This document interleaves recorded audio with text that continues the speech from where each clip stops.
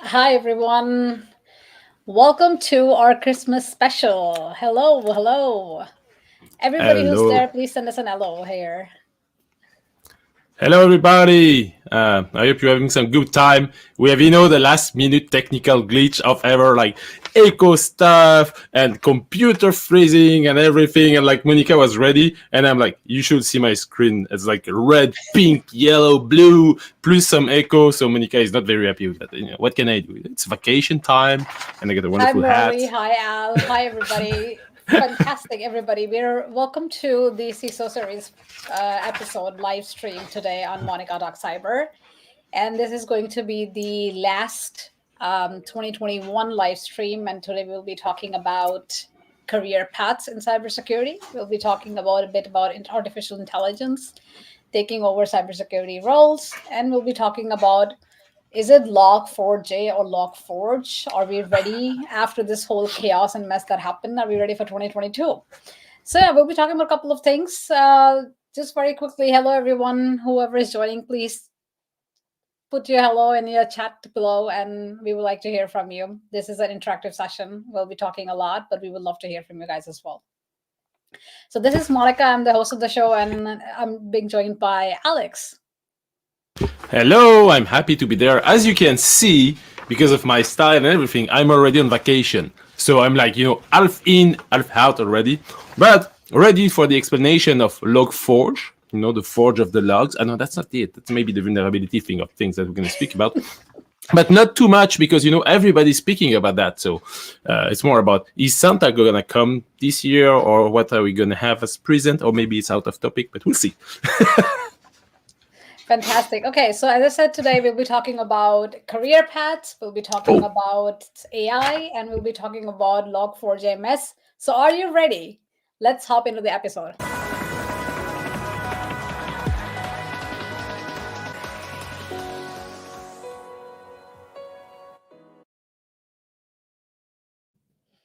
Yes, everyone.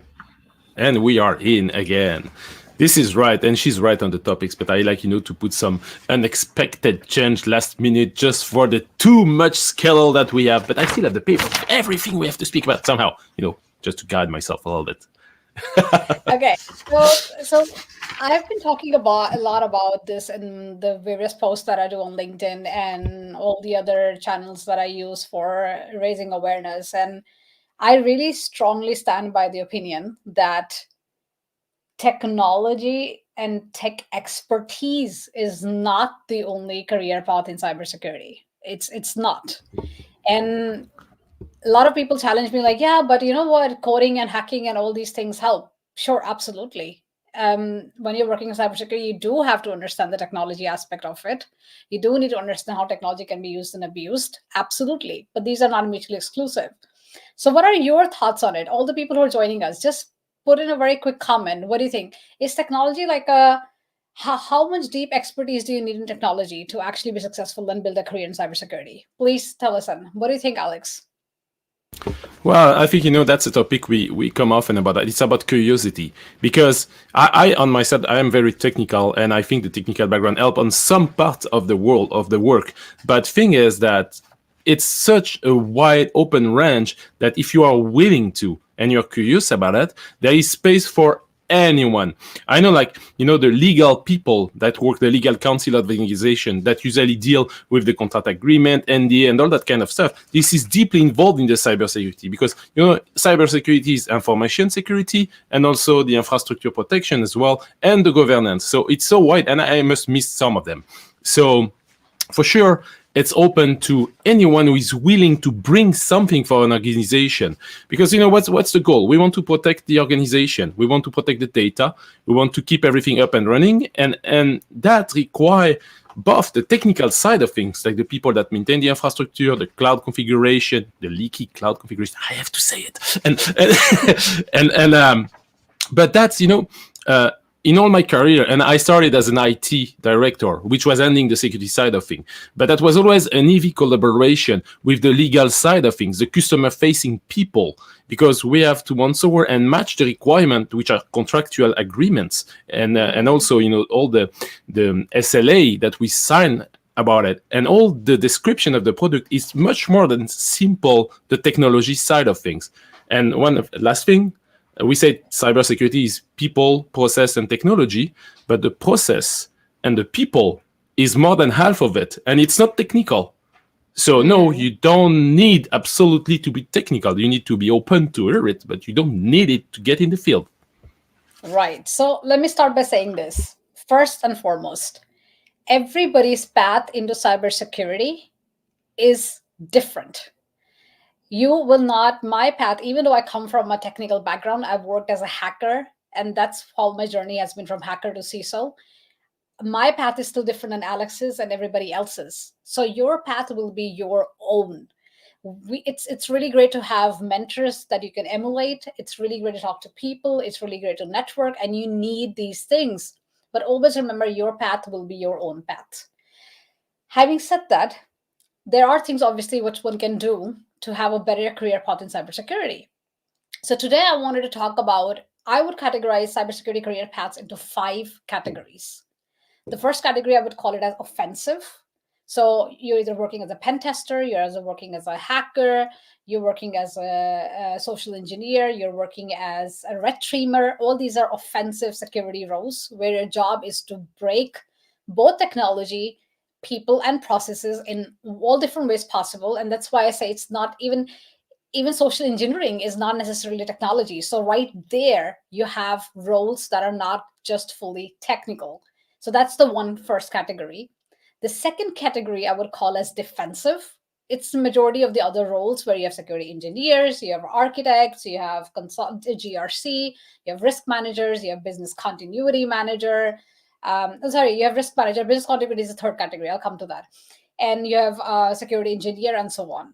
The main part of defensive category is to ensure that you have the right controls in place, that you're better to defend both the people and the process and the technology. So you have the right amount of kind of different types of controls, whether it's preventive, deterrent, or and so on, which you probably already know of. So that's the second category of career path.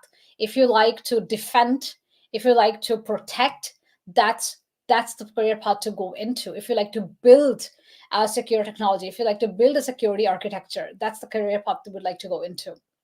The third I would categorize as responsive. So you have offensive, you have defensive, and responsive.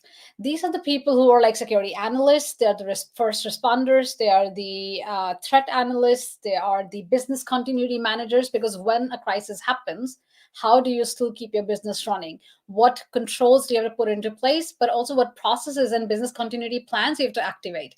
Again, there are some roles that are not fully technical. So you can go also into the responsive part of it. The fourth I would categorize as audit and compliance. So as Alex mentioned, there are legal, there's internal audit, there's external auditors, there's compliance officers.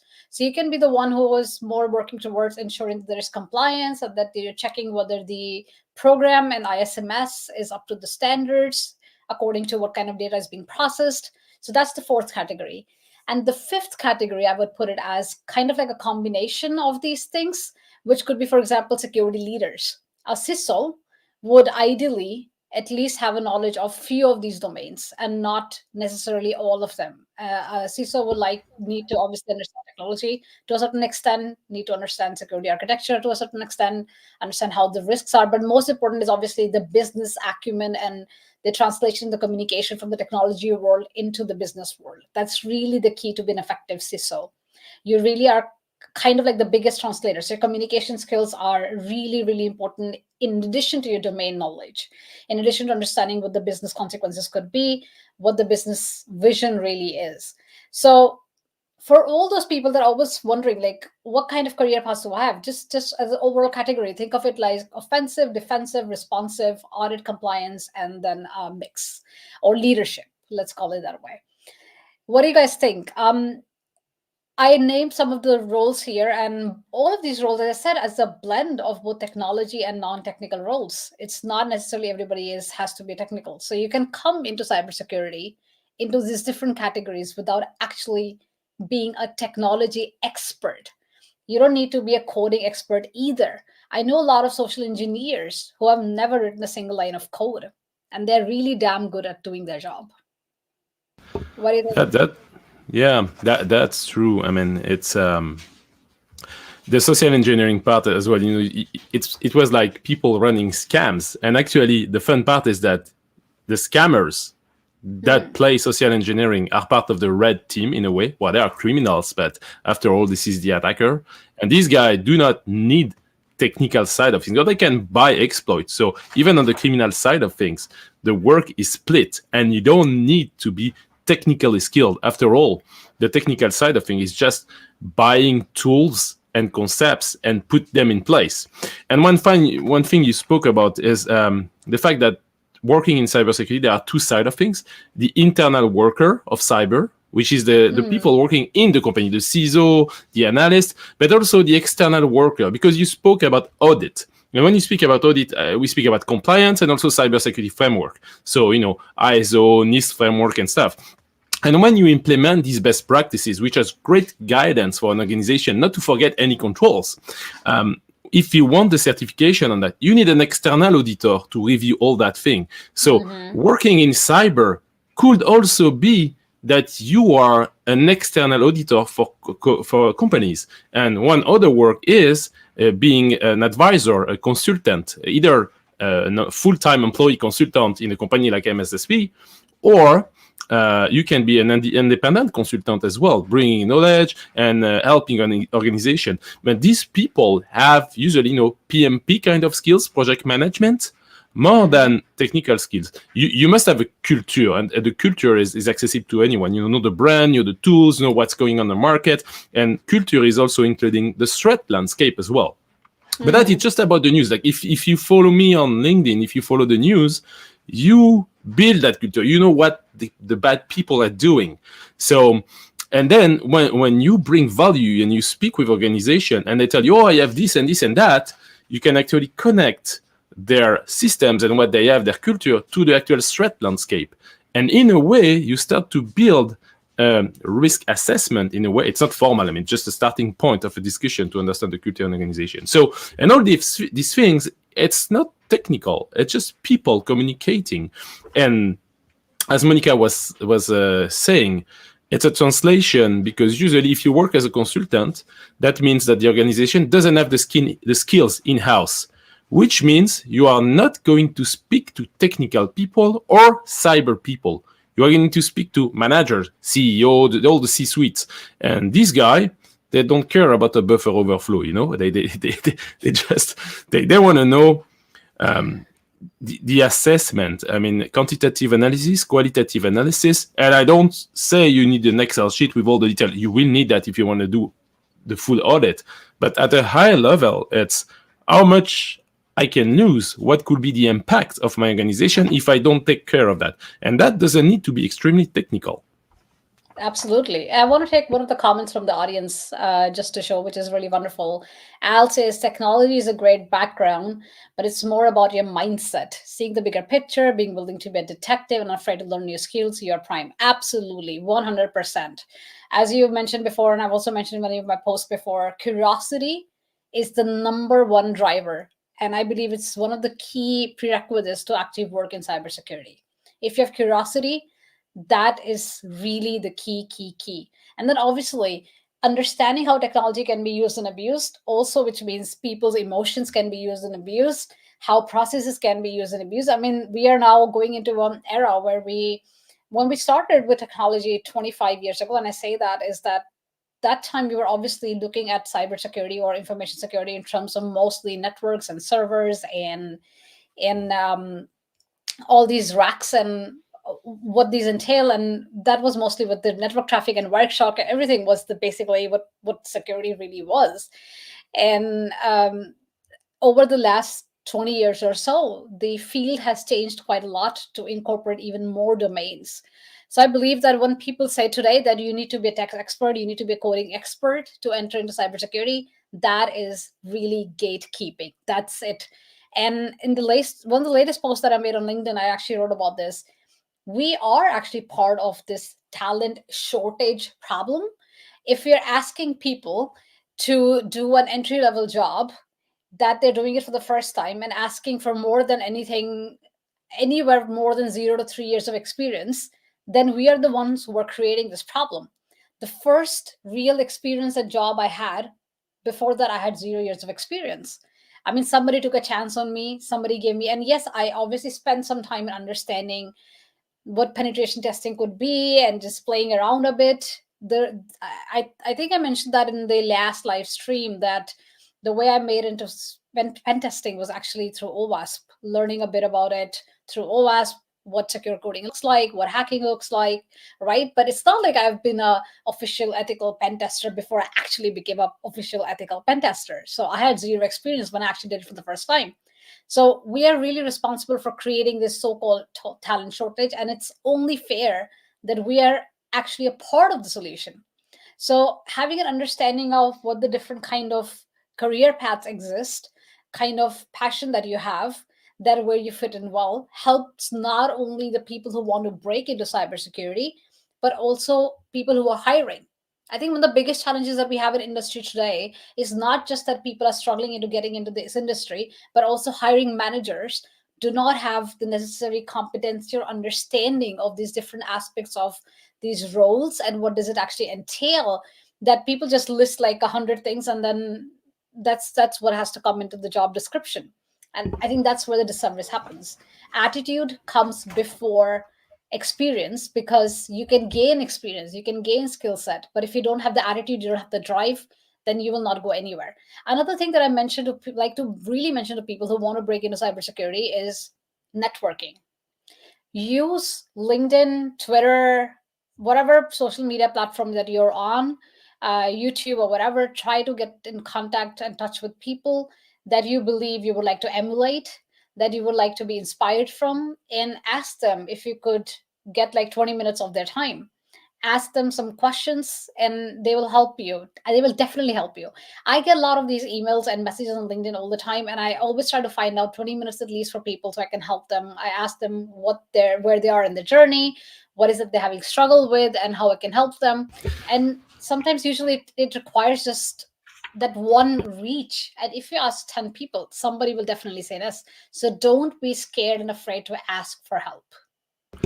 But at the same time, I want to add that curiosity should be the driver. So if you reach out, make sure you dig a little bit by yourself as well. Because if you come to us and you just say, I want to work in cyber, but you didn't check anything, like zero, but well, we can help, like making something clear, bringing information, telling you how to reach what you want to achieve, but you must, look a little bit before by yourself, because you need motivation. If you just come there and say, "Oh, I want to be in there," and because there is money, that's not going to work. So there are a lot of free training resource. There is networking on the side that teach a lot. It teach to us as well, because when people ask question, we dig, and there are sometimes things that we didn't see, and when we look for an explanation, we learn something as well. So we enjoy that. But Absolutely. if you come and if you come to us and ask about stuff, what usually my answer is, okay, you can look at this place. There are many free resources available online. There is a cybery.it, online course, free tutorial. This is all over the place. So depending of what you want to do, you can play with that. And even people don't think about, you spoke about LinkedIn as a networking place, but it's also a great place to learn. If you start the 30-day trial for the premium, you're going to have access to the LinkedIn training on the LinkedIn learning mode. And there's amazing content there. And you should actually pick what you want to do before enabling that. And just one tip, if you don't want to pay or be charged for that, make sure you cancel that thing before the 30 days. Otherwise, they will gladly load your credit card on that, like any cloud stuff. If you just put your finger on it, they will eat it. So take the best out of it. But this is what it is. I mean, it's reality. Frustration. The first time I did enable LinkedIn Premium, and I tried the learning, was great, but I totally forgot about that, and I left it go away, and there was a huge charge on the subscription fee, which was the cost of my internet access kind of on my credit card. I was like, what the hell is that? And I was so frustrated. And that was years ago. And I sent a very nasty comment to LinkedIn. They eventually did reimburse, I think, the stuff. But so you have to be aware of that. And so be careful when you go for the trial, but there are great resources there. I think if you know him, because that's my technical side, Mike Chappell is having a lot of courses on LinkedIn, which are crazy. He does all the CompTIA Security Plus courses and stuff. And even if you are not technical, but you want to develop your own culture, just take these courses. First of all, if you succeed the little question at the end, you're going to have a nice badge saying, hey, you did that and that stuff. And that's cool because it shows that you make an effort on that. And you get, to understand the super fancy word that we use when we share something, which means basic stuff, but we like to use fancy words. I know, like assessment, what else? I think there is a risk avoidance, risk transfer, and all that stuff. But important terms. Yeah, it's important. Important. You have to understand. Yes, you have to understand. And when you take this stuff, you will exactly understand. And so when someone asks your point on that, you will know what you speak about, and that's gonna open the door. And just because you took that free training, so when you reach out, do the homework. If you didn't, we will give you these resources, these links to the stuff that you can read. And there is a book also that I like, and you spoke about Red Team. So I'm not a big Red Team guy, despite my technical background. Like I lack of patience on that. There is a book called The Hacker Playbook, Red Team Edition. Is really good. Yeah, and it's really good because you got the explanation why, what you want to achieve, and the exact tutorial how to do this. So don't use that on public exposed system because then you are a criminal. But you can play in your own lab on that, or just read it, and you will see how weak it can be and how the configuration is critical for everything you put online. So that's it. I know I speak a lot. Yeah, go ahead. Let me also add one other thing to it, because when you're asking people for mentorship, it's kind of like this, what you do with vendors. Like when vendors send you, or hiring managers send you these messages asking you randomly out of nowhere that, hey, we would love to have you on board for this role that has nothing to do with you, nothing to do with your experience. They have not done any homework. So when you're trying to get into contact with someone, not only should you do your homework on the domain or have an idea of, or try to at least have learned what are the different areas. And I just mentioned to you today what are the different basically types of or categories of career paths that you can have. Having some kind of homework is important, but also research the person you're going to contact. Like if you know somebody has been working as a CISO and that's where you want to go, then that's the right person for you. If there's a person who has been hacking, working as a pen tester for 20 years, and that's where you want to ask questions, don't go to a hacker and then say, you know what, I want to be a CISO like you, and you have not done your homework and you don't know exactly what you're saying. And that's what usually a lot of people do. Please don't do that. Really research the person. I remember I did the first contact with Jeremiah Grossman almost 20 years now. And I researched the shit out of him. Well, he was a public figure. There was so much about him, right? So I did that before I sent him just an email, and he took contact with me. And since then we have been friends. So do your homework in terms of both the domain and what your questions might be. Have an understanding. It's okay to not know what you really want to do. It's okay to not have all the answers, but maybe asking the right questions, doing your homework and researching also the person you're going to talk to, that will go really a long way. That's really important. But I was thinking that maybe before you go ahead, Alex, maybe let's ask the audience, can you put in your biggest challenge that you see in terms of career path, in terms of people wanting to break into cybersecurity, or when you're hiring people? What is the biggest challenge that you've been seeing that you're facing within this industry? What's going on? What is that one big challenge that you face, either as someone who has just recently started or someone who has been in the industry for a very, very long time? So let's hear from you guys. What are your challenges in this topic? You were saying something, Alex. Yes, you did reach out to someone you've been lucky to get an answer because you found a mentor. And I think you have a very nice smile and all, and maybe it did help open the door because he didn't even know who I was. He never saw me even once. Okay. He just got an email from a random person from Germany that was like, he was in States. He did not see me ever. So at least in the beginning. Okay, good. Because sometimes what you see of us, and there are many situations, and it should not frustrate you or stop you if you face the situation where the people you ask do not answer, or they can't, or sometimes they say, I'm sorry, I can't answer, or sometimes they have no time to do so. And it's not that we don't want to, it's just sometimes we may not be able to. So it should not stop you. You can ask the next one, ask public question. As Monica was saying, networking, and sometimes if you bond with someone in comments, reply and stuff, it's a nice starting point for a private discussion. And so that you should know, and it should not stop you. So yeah. So did they ask any question now? Because I was speaking just to fill let's the see. void. Has anybody put in a question or a comment? What is your biggest challenge in terms of career paths, building career paths, hiring people? What are the biggest challenges that we're seeing? I also wanted to point out maybe one thing is that a lot of people say that you need passion and you need motivation to be working in this industry, and this absolutely that does help. But I believe there's one bigger, much bigger criteria than passion and motivation, and that's purpose. Finding the true purpose of why you want to do something actually goes an even long way. Because sometimes motivations can be down, sometimes passion might not be there exactly in the place due to whatever reasons. But if you have a bigger purpose behind why you're doing what you're doing, then I believe that goes a way longer way in terms of actually achieving your goals. There is one comment: more expectation from hiring manager. Can you elaborate? Is it the challenge? Oh yeah, okay. So it's a challenge that there is more expectations from hiring managers. Yeah, that's a challenge, and that's what I said before as well. That the issue in the industry is not just that people sometimes don't understand or don't have the full picture of what they can do within the industry, but also that their hiring managers don't have the right understanding of what it takes to work or start in a particular role. You don't need to be an expert in something from day one. Having an, if you, so for example, are a security analyst, okay, if you want to work as a security analyst, you understand a bit of like traffic, you understand how a particular indicator of compromise might look like, you have some understanding of technology, obviously that's really important, some coding skills, it's fine, but you don't have to be an expert in it. And that's where the problem really lies. I mean, you people are hiring security analysts and then they have this whole long list of what kind of skills you need to have, and you don't really need to have that. So that's like really really important.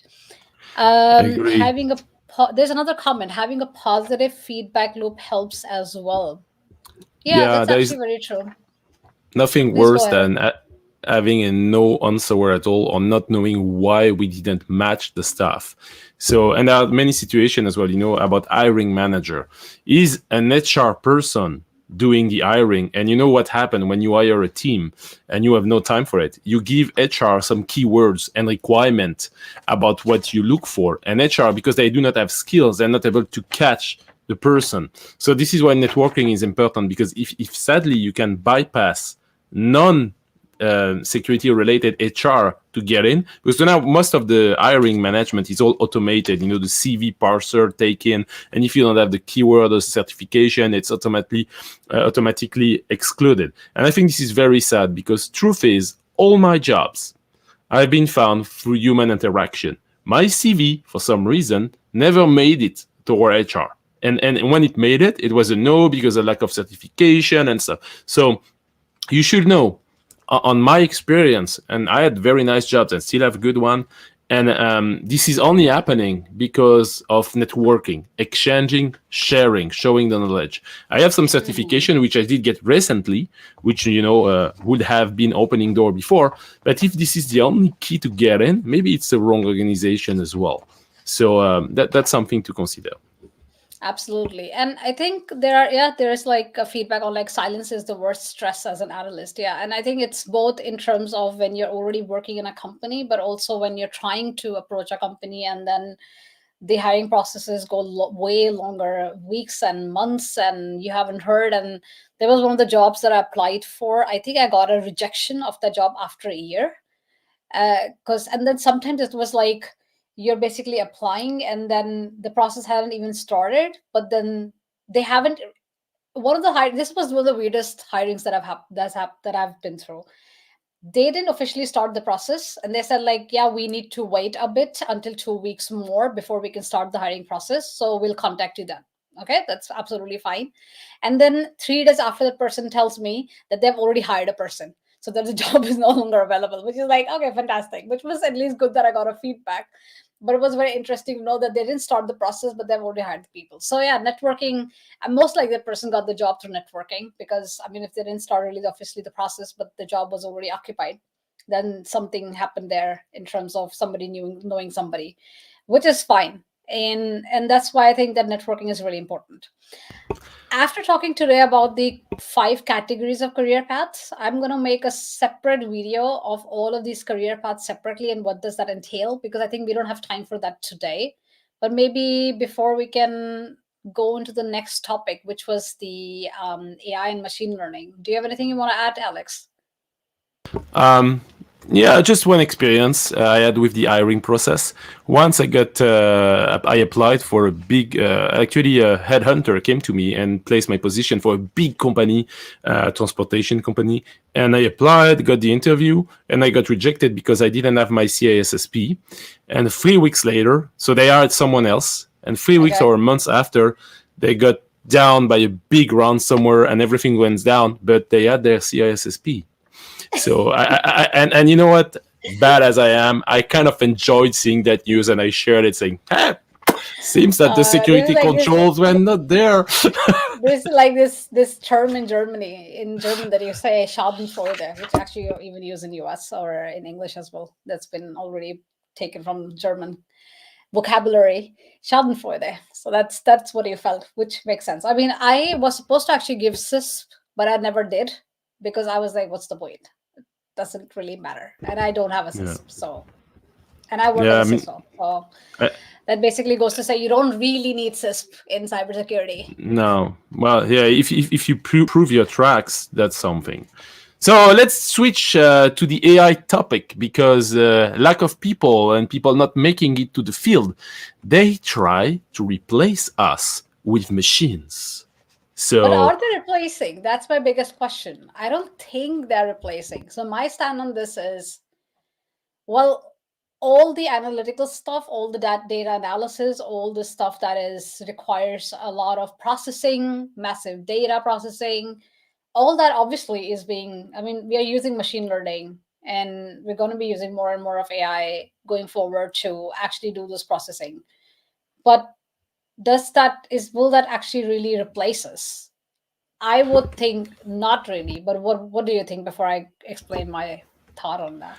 yeah, it has always been people, process, and technology, and we start to try to replace people, but not the people that we have to watch, but the people that do actually the watching or do set up the plan by technology. And I think it's going to be a big fail. Well, because these tools can help us, to drive the initiative, and this is cool.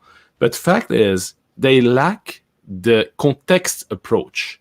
Machines see data, and they just see what we give them to see. And as human, when we get in the field, and because I do a lot of consulting, through my work, and a lot of time, like 50% of the understanding and the adjusting of a security plan for an organization is understanding the culture and everything. And if I let them just fill the questionnaire and answer with the machine, and just fill that, they're going to get some basic recommendation facing the standard stuff. But 2 things are wrong.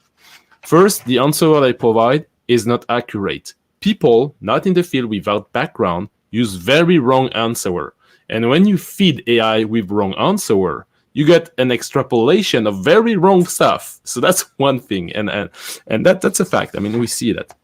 And then the advice given by the machine and the recommendation, it's cute, it's fun, but it has to be translated to the target organization. Because again, we need to do the bridge. If they need XDR, endpoint security protection, but why, how, which one, and what are we trying to fix there?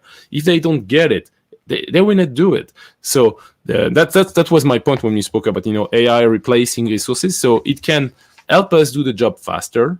We can spend less time on the basic task, but it's still needed for the understanding and to bring a proper response into it. So I'll let you give your point now. Yeah, well, I think CISOs are going to have a job for a long time. I mean, this is really in the last 2-3 years, especially since the pandemic and the massive rise in the ransomware attacks and supply chain attacks, and now with Log4j and everything that's going on. What has really happened is that the role of the CISOs has become much more important. At the same time, there has been a lot of pressure on the CISOs. We are seeing also a lot of turnover. It's been really difficult, and now suddenly there's a lot of responsibility, and the organization sometimes don't still understand that even if they put the responsibility on the CISOs, the accountability is still with the board. So the CISOs should not be held accountable for these things, right? This is just not right, and this is just going in a different in a much accelerated direction where CISOs are finally getting their say, but maybe not necessarily all the support and the tools and the arsenal that they really need yet, which will change. So I don't think that the AI is really going to replace CISOs right away. What I do believe is that machine learning and AI is really augmenting all of the security roles. I mean, a lot of threat intelligence, a lot of analysts, analysis of data, a lot of indicator of compromise and understanding of this. Heuristics, behavior analytics, and all of these things can be automated to a very large scale, really reducing exponentially the amount of time that's used for this. So that's really fantastic. But you're absolutely right. I mean, how do you understand that data out? How do you read that? You do need still people who are skilled to understand this and what to make out of it, and then make changes to the plans and all these things, which is absolutely fine. But I see machine learning and AI as an augmentation to our roles, to especially to the tasks, as I said, which are more like menial tasks, which are more like repetitive tasks, mundane tasks that can be just automated, which is an augmentation. So, which is really fantastic. I think we have another comment here that is, let's say, these comments from Matthew.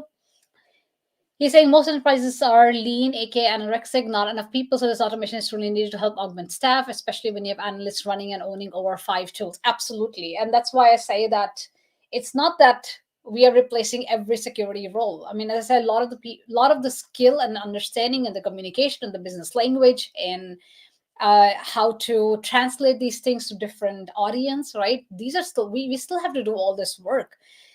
So it's really an augmentation, at least for some. I think years and decades to come, there is no replacement of it. I don't see it as a replacement. I see it more as an augmentation as well. I fully agree with Yeah. Matthew on that one. And marketing will try to sell that idea of you can replace human with that automation stuff, but you won't, because the highest automation you replace to take over like basic tasks, the skillers and the more skill you need to drive this project. So if you were lacking the skills before, chances are that your implementation of it will be catastrophic. Because That's if you, absolutely correct. So when you're doing yeah, automation and when you're using automated tools, you still need to have the right people to configure it rightly, to use it rightly. Absolutely. Because you can't just like take it out of the box and it will just work fantastically for you without any false positives or false negatives or whatever. So that absolutely makes sense. So that's where the augmentation part comes in. But you're absolutely right. You do need understanding and skill of how do you even automate and what automation tools do you use? How do you configure them to your business needs, to your organization? Absolutely. And to the threat landscape out there, for example. yeah. Otherwise, the failure of automation will lead to automated failure. That was a good one. But I mean, that's true, right? If you make a failure and you're automating it, then you're just scaling the failure massively, exponentially as well. So you're spreading it. It's like having, let's say, having a malware and then basically using augmentation or automation to just exponentially use that backdoor in all the other software and everywhere throughout the supply chain. Now you've suddenly done something in few minutes, which generally would not have been done in more than in any easier than maybe some months. So you're basically also adding catastrophe to it. So you have to be very careful with the augmentation and automation part of it. Absolutely. And you say the word backdoor, which lead us to the final topic and the super trendy one, the log for me, or log forge, log 4j. So let you help me on What do this you one. guys think? Okay, it's the audience. Let's hear from you guys. Is it Log4j or is it Log4j? Anybody? What do you guys think? Just put it in the comment. Yeah, what do you guys think? What is it called? But the topic we wanted to talk about was that um the last couple, I mean the last weekend, obviously not this one, but the last weekend, obviously everybody has been working like crazy, and to me the greatest realization is this, that we had to patch 215 2.15.0, and then obviously that was not enough, so we had to patch to 2.16.0, and then that was not enough, and then we had to, obviously now a new patch came out, which is 2.17.0, and this is the whole well, chaos and mess that we have been in because of this fantastic software within our logging software within Java. And one of the things that I wonder is this, because the experience has been this: when people were like trying to find out, okay, where do we have all this, where do we need to patch, and then it was not enough. People did not know about their assets, they did not know where all they're using Java, where all this version is available, where all there is log4j. And then everybody was like, okay, let's talk to our vendors, and then vendors were like, let's talk to our vendors, and the vendors were like, talks to our vendors. And we're seeing more and more this understanding of that the software supply chain and the supply chain in general is getting more and more complex. So vulnerabilities that might have certain consequences before now can have potentially massive consequences. And I was trying to talk to somebody, and they were like, yeah, but we don't have any consequences with log4j. Do we know of any? No, we don't yet. But that does not mean that we will not know of any massive consequences. I mean, we know for sure that the moment the vulnerability was released and we talked about, or the information on the vulnerability was released, we saw immediately hackers trying to just exploit it right away, right? That we already saw. But exactly what has happened and what massive consequences will come out of it, we don't know that yet. And I think one of the topic today is like cybersecurity is like a gift that keeps giving. It's because on one hand, I believe that cybersecurity is a fantastic industry where we have a lot of massive opportunity. And that's why it's important to talk about career paths. It's important to talk about how people can get into cybersecurity coming from different backgrounds, independent of where they're coming from, and how we can help them to learn the skills that they really need, because skills can be learned absolutely over time. So this is not like if you've never done it that you cannot do it. That's not, absolutely not true. So there's a beautiful gift within cybersecurity industry, and it does keep on giving if we play the right cards, if we do it the right way, if we stop gatekeeping. On the other hand, we had SolarWinds last Christmas. Now we have Log4j this Christmas. I don't even want to know what is going to be the gift that we get next Christmas. But the idea is that I believe that in 2022, we will start finding out more and more about the consequences of Log4j, which we don't know yet. So this is a gift that will keep on unwrapping in 2022. I agree. You know, it's a whack-a-mole game, trying to punch all the stuff. And overall, the lesson that we learn about Log4j or the previous one is that we should think more out of the box and at a higher level than that. We need proper architecture on the design that we do, so we should be able to detect, when there is a backdoor in it. That's what we must catch. The vulnerability, like we know about this one, but I'm telling you, underground, dark market, there are many dozens of them being sold right now. So it's all a big, everybody surfing on that Log4j stuff. But fact is, there are dozens of others that you don't know about. It's out there. It's exploited, like nation state criminals. They deploy nonstop with it. So thing is, you should not think about just fixing that one. You think about how can I detect and protect my infrastructure, reduce the impact on my infrastructure for anything that's going to come. Because if not that one, it's going to be another one. We are human. We do mistakes. So we can mitigate and reduce the risk. And I think the goal in the long run to protect us and not to ruin Christmas each time there is something new is designing your infrastructure properly. Let it be cloud on-prem, don't care. You can segment it and protect the integrity of your data and detect wrong behavior. So you don't care what happened. And because otherwise it's a rabbit hole. You can go very, very deep and it's not gonna stop and you will never sleep. So put the security controls, put the action plan, the playbooks and the detection in place. so as you catch the bad stuff. But the discussion around Log4j, is it open source, is it closed source? I'm an open source guy, but I saw many discussion about that. Yeah, it's all the fault of open source, it's all the fault of... It doesn't matter. There are holes in every single software out there. So build your stack in a proper strategy. And that strategy, fall back on what Monica was saying at the beginning. You don't have to be deeply technical to do your risk assessment. You need to understand the business process, isolate the critical things, the critical part of it, understand where the data is flowing, if it's exposed, and is it really needed that this part is exposed. If you reduce that, you reduce the risk, the attack surface and everything, and you think right, then you don't care about the log4j because you're not exposed. There is nothing to hide there, or what could be impacted by that doesn't matter because you have overlapping security control, the good old layered security, security with multiple layers, one control watching each other. And if you detect something, okay, it's going to pull or stop the process. Fine. That's it. It's just, we don't have to go very deep. If there are many ifs, but if we do it right and we think globally, we don't care about one vulnerability because there is a new vulnerability every day, like many actually. If you just go on the CV database and you look every day what's happening there, man, you won't sleep because Log4j was just one, like 100 since then.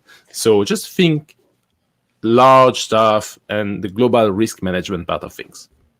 Absolutely. And just to add to that, because I recently gave a talk on CISO Europe event. I think it was maybe a month ago or so, and I have the whole slides on my LinkedIn. I published my entire slide deck from the talk. It was a keynote at the event, and I talked about risk across your supply chain.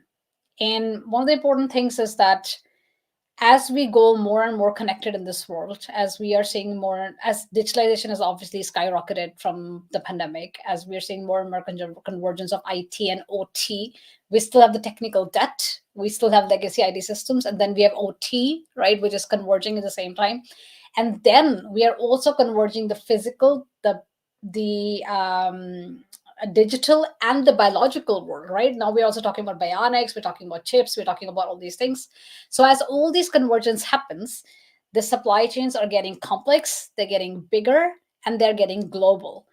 And first of all, the key is really that you need to know what does your supply chain really look like, because the risks across your supply chain are your own. You must own your supply chain, and you really own your risks across your supply chain as well. So you really need to understand whether it's software supply chain or whether it's cloud supply chain, it doesn't matter. You own the risks across your supply chain. So you need to really understand that. And to the point of what you said, Alex, and I think that's really important as well. I've been recently preaching quite a lot, and this is very, very important. 100% security is never the goal, right? We know we can never get 100% security. So having the right detect and response mechanisms in place is really, really key. It's not enough to just have preventive controls in place. We do need to protect, we do need to defend, we do need to prevent, but we do also need to detect and adapt and then respond.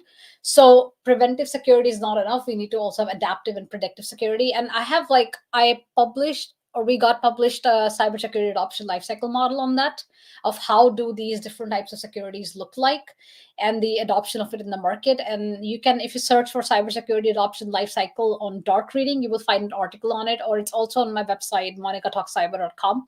So you'll find information around it. But I fully agree that the ability to detect and adapt and even predict, and not everybody needs to do that 100%. It obviously depends on your risk appetite and your risk tolerance, what kind of capabilities you want to invest in your organization. But having an understanding that preventive itself is not enough, and that you need to go more and more into detect and response, that's really, really important. The idea is to build resilience. The idea is to ensure that your organization, your business still keeps functioning even in crisis, at least the critical infrastructure part of it, not everything. So you need to do that asset management, you need to do that understanding, you need to do that business impact analysis, and you need to have these basic cybersecurity in place. This is not going to be replaced ever. So that's really the key. Plan. And now because we And reached do the and end of act the hour. after that as well. Yeah, yeah. Plan, do, act. Yeah. Oh, I see. You have Check. your check. Plan, do, act, All check. exactly. You top stuff. And now we have to plan the diner, for the Xmas party and everything because it's vacation time. And although the attacker is gonna sneak around and everybody, you have your automated defense, you have everything in place, your playbook, your risk register is there, you have a full plan to respond to that. So everything is in place so you can go outside, take some fresh air, enjoy the good end of the year time, which I'm already doing. You see, I'm already kind of on vacation, so you see, it's like I'm not super dressed, but I have my super hat for the Xmas party. So wishing all of you a great time. Monica as well.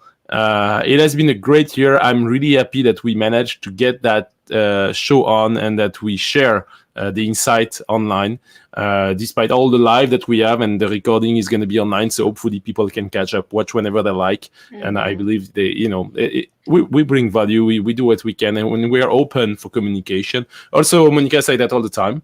If you have questions, if you have anything to ask that you want us to cover on the next stuff, it's an open discussion. So we will be always happy to answer anything. If you put the comments, Monica would get them. Yeah. Put the comments in. If you have any topic within cybersecurity that you would like us to cover, or leadership, or CISO challenges, or whatever, if you would like us to cover a topic, please put in the comments. If you're not able to think of it now, you want to leave us a comment on LinkedIn later or through Twitter, please do that. You will find me on LinkedIn, you will find me on Twitter, you will find me everywhere as well. And what I want to do, one thing is just a big shout out to everybody in cybersecurity. It has been a crazy year, especially the last weeks have been really crazy, and everybody has really worked hard to find out all these mess around log4j or whatever it was, and that has taken a lot of effort from everyone.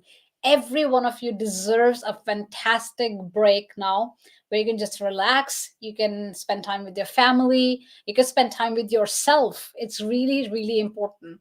I know that this is COVID, is a very difficult situation. A lot of people don't have their family nearby, a lot of people don't have friends nearby, but just having some time for yourself is also very important. It's very critical. Please don't neglect your mental health. Please don't neglect yourself. Please don't neglect the people that love you and that you love. So with that, thank you so much for today's live stream. We'll be back in 2022 on Monica Talk Cyber. If you enjoyed this, if you want to have some more topics that we want to talk about, if you want us to go into a specific topic in more details, please write in the comment or check us out, or just talk to us or contact us anywhere you like. Thank you so much. That was all for today. This is Monica Talk Cyber. Wish you a fantastic Christmas and a very happy year. Enjoy.